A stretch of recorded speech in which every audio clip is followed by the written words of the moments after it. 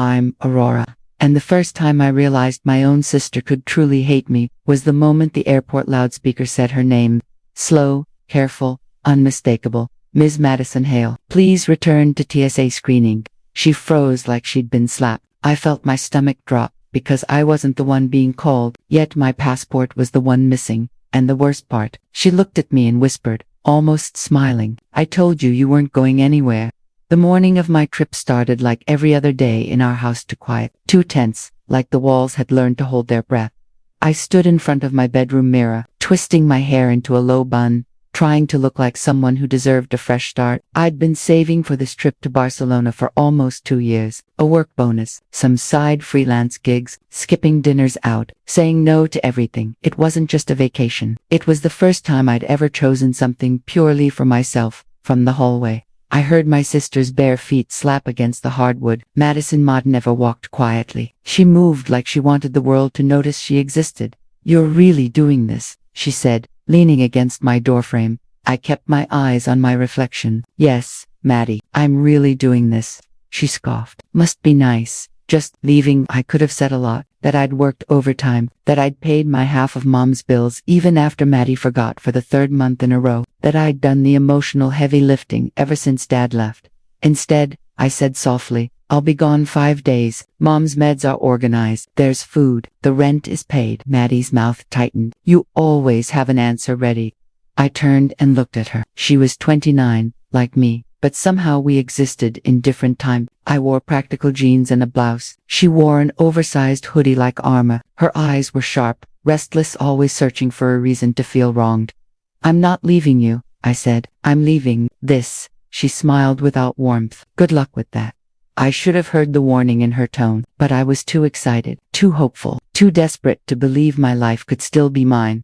Mom was asleep when I rolled my suitcase to the living room. Her door was cracked open, and I could see the rise and fall of her chest from the couch where I'd spent countless nights listening for it. After her stroke last year, everything changed. Maddie moved back in to help, but help from Maddie came with conditions: praise, gratitude, obedience. I left a note on the kitchen counter. Back Thursday. I love you. Call if you need anything. I added a smiley face because it felt like a peace offering. Maddie was at the table, stirring her coffee like she wanted to drown it. You don't have to act like a martyr, she muttered. I'm not, I said. I'm just trying to make sure everyone's okay.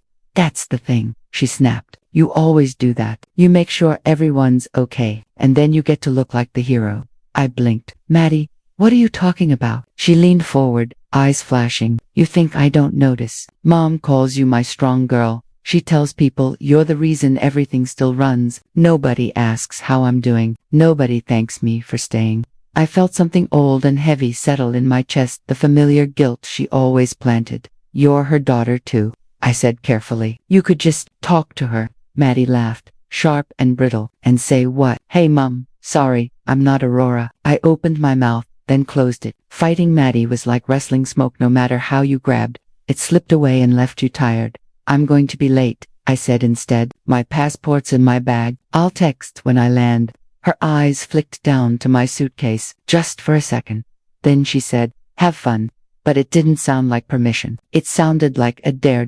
At the airport, the world felt brighter, busy, loud, full of strangers who didn't know my history. I stood in line to check my bag, clutching my documents folder like it contained my future.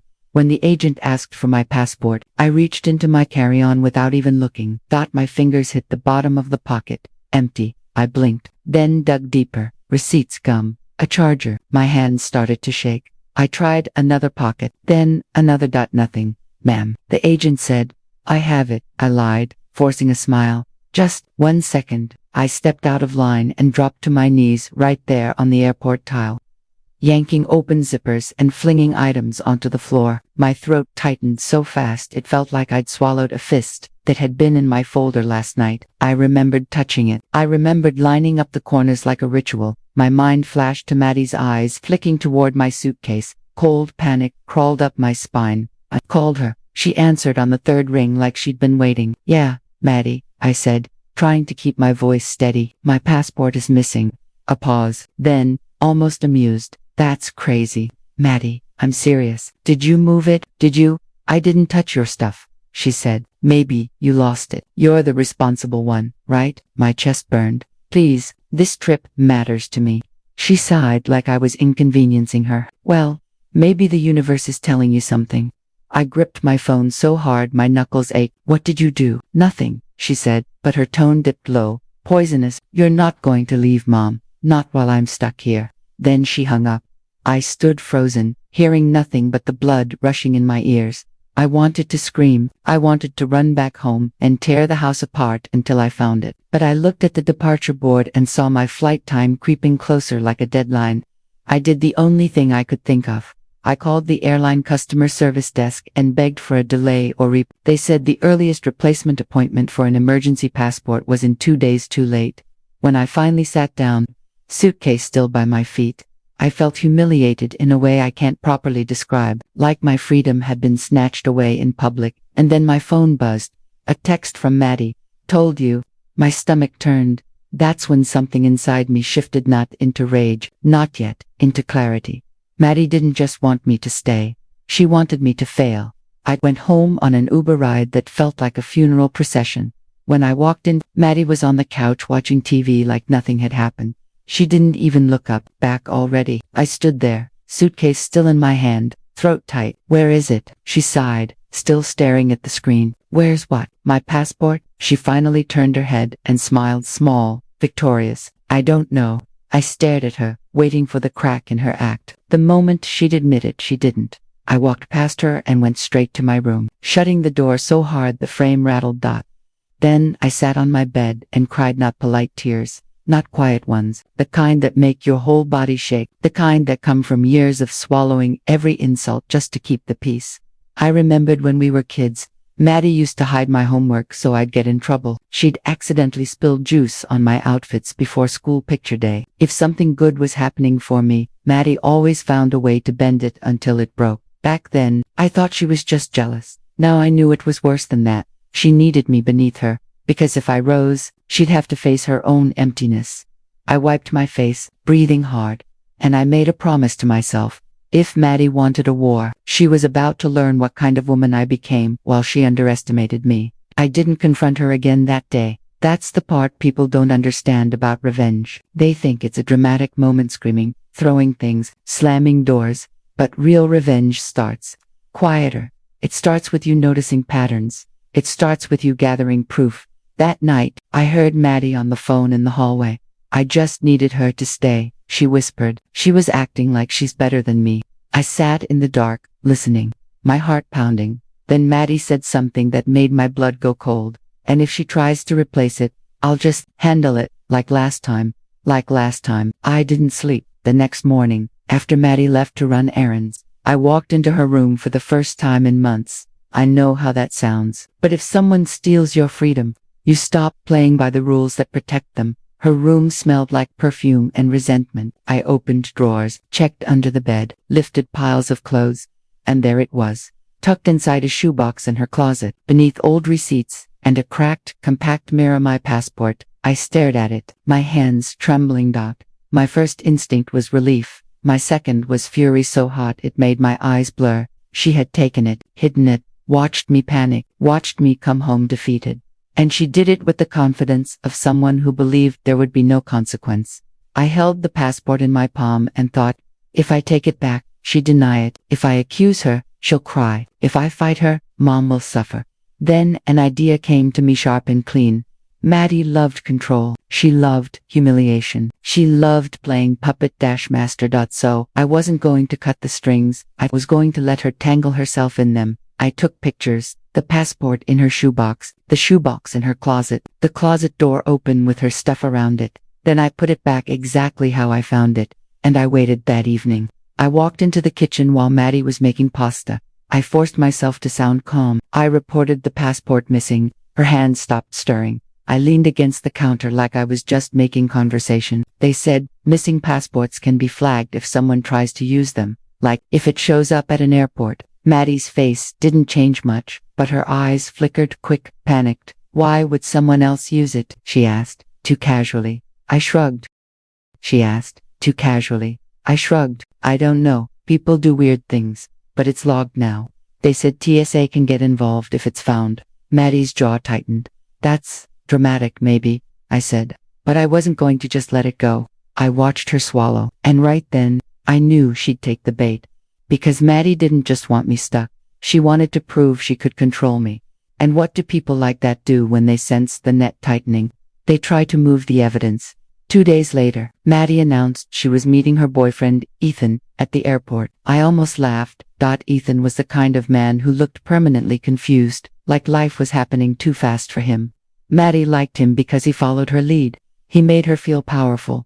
I'm picking him up, she said, grabbing her purse. You're going to the airport? I asked lightly, like it meant nothing. She hesitated. Yeah. So, I smiled. Nothing. Just crowded there. Maddie's eyes narrowed, but she left. And 30 minutes later, my phone rang. Unknown number. I answered, cautious. Hello, this is TSA screening. A calm voice said, Is this Aurora Bennett? My heart slammed into my ribs. Yes, we have your passport here, the agent said. It was presented by someone else. Can you confirm whether you gave permission for someone to carry it? My mouth went dry. No, I whispered. I did not. We need you to come to the airport immediately, the agent said.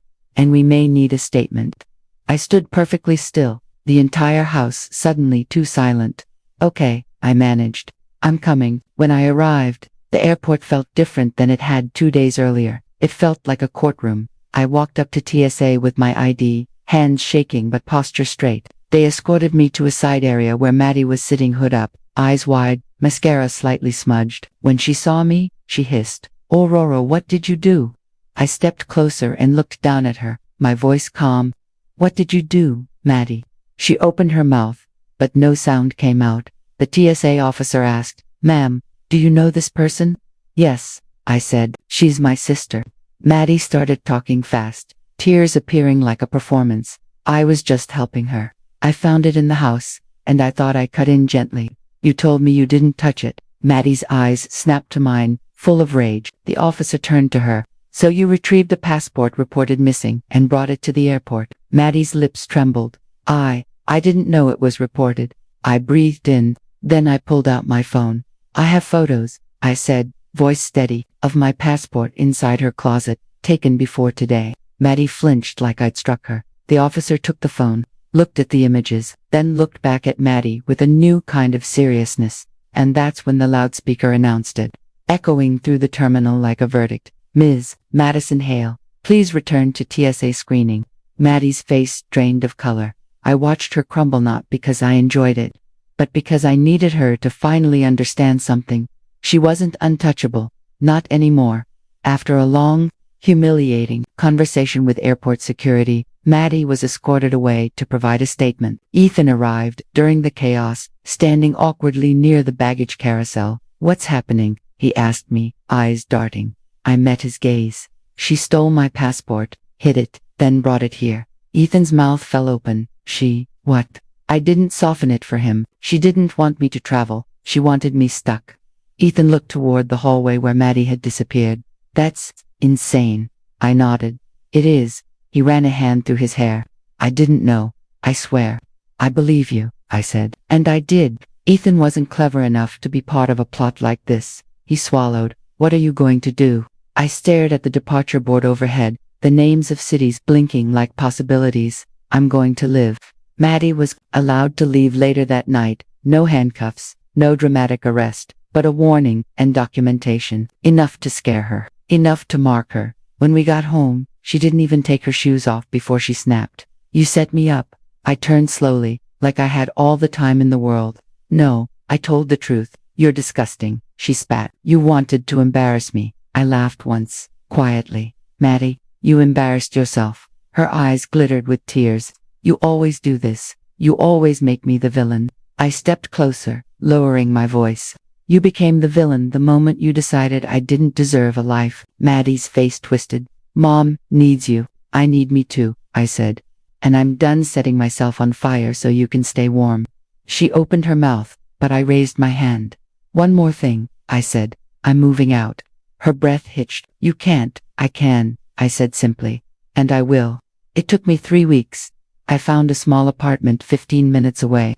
I arranged home care support for mom with the money I'd saved for shopping in Barcelona.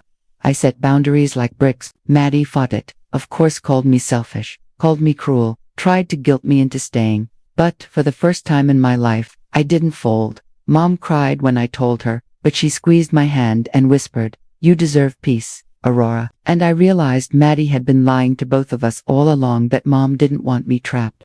Maddie did. The day I moved out, Maddie stood in the doorway and watched me carry boxes. "You think you won," she said bitterly. I paused and looked at her. "This isn't about winning." "Then what is it about?" I felt my throat tighten, but my voice stayed steady. "It's about not letting someone who hates my happiness have access to it anymore." Maddie's expression flickered hurt, anger, fear. Then she turned away, like she couldn't stand to be seen. 2 months later, I rebooked my trip. Same destination, same dream. This time, I didn't tell Maddie the date. I didn't leave my passport in a shared space.